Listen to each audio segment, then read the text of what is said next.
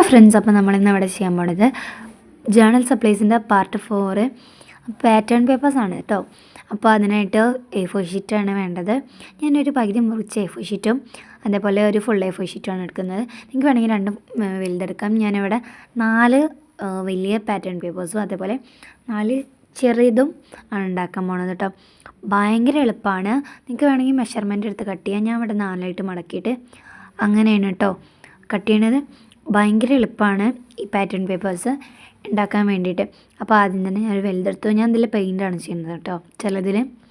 അപ്പോൾ എളുപ്പത്തിൽ ബോ വരച്ചു കൊടുക്കുക. വെറുതെ നല്ല എളുപ്പമാണിത്. അത് ഞാൻ എപ്പോഴും പിൻട്രസ്റ്റ് നോക്കുമ്പോൾ ആദ്യം കാണുന്നതാണ്. പിന്നെ വരയ്ക്കാൻ അറിയാത്തവർക്ക് എളുപ്പമുള്ള വഴി പെയിൻറ്റ് കയ്യിലടിച്ചിട്ട് ഇങ്ങനെ വെറുതെ ഒന്ന് വെച്ച് കൊടുത്താൽ മതി പേപ്പറിൽ.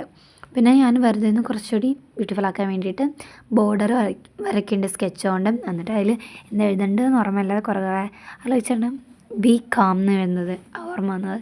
അങ്ങനെ എന്നിട്ട് കുറച്ച് അലങ്കാര പണിയിലായിട്ട് നമ്മൾ ചെറുതൊന്നും ചെയ്തെടുത്തു.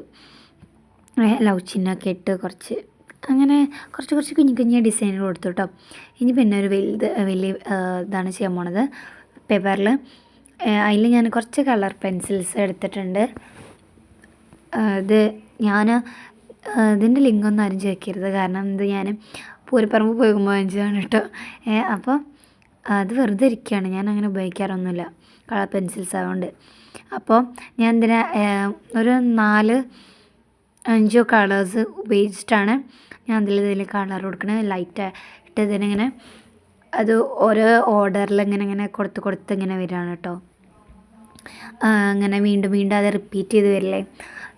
അപ്പോൾ നമുക്കിതിന് ഇതിപ്പോൾ നിങ്ങൾക്ക് അത്രയ്ക്ക് കറക്റ്റ് ഷേപ്പൊന്നും ആവശ്യമില്ലെങ്കിൽ നിങ്ങൾക്ക് ഓട്ടോമാറ്റിക് കീറിയിട്ട് കുറച്ചുകൂടി ബ്യൂട്ടിഫുൾ ആക്കാം.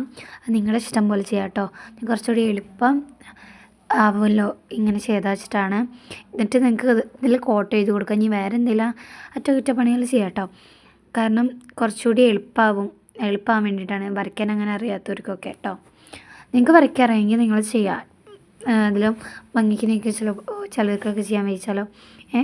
എന്നിട്ട് ഞാൻ ഇതിലും കോട്ട ഓർമ്മ വരുന്നില്ല. എന്നിട്ട് ഞാൻ കുറേ ആലോചിച്ചു. അപ്പോഴാണ് എനിക്ക് പിന്നെ ബി ഹാപ്പി അങ്ങനെ വന്നു. പക്ഷേ ഞാൻ ബിലീവ് ഇൻ യുവർ സെൽഫ്. പിന്നെ ബിലീവിൻ്റെ സ്പെല്ലിങ് എനിക്ക് കുറച്ച് ഡൗട്ട് ഉണ്ടായിരുന്നു. പഠിക്കുന്ന കുട്ടിക്ക് തന്നെ, പക്ഷേ ചില സമയത്ത് ഒന്നും ഓർമ്മ ഉണ്ടാവില്ല എനിക്ക്. എന്നിട്ട് അപ്പോൾ ഞാനൊരു ബേസായിട്ട് അങ്ങനെ പേനയും കൊണ്ട് എഴുതിയതാണ്. എന്നിട്ട് ഞാൻ എൻ്റെ മേലെ സ്കെച്ച് കൊണ്ടൊന്ന് കൊടുത്തു. വീണ്ടും ഒരു അറ്റകുറ്റപ്പണികളൊക്കെ ഉണ്ടായിരുന്നു. കുത്തും കോമി എന്നൊക്കെ പറഞ്ഞ പോലെ അല്ലേ. അങ്ങനെ കുറച്ച് അങ്ങോട്ടും ഇട്ടിട്ട് പിന്നെ ചെറിയ പേപ്പറാണ് എടുത്തത് കേട്ടോ.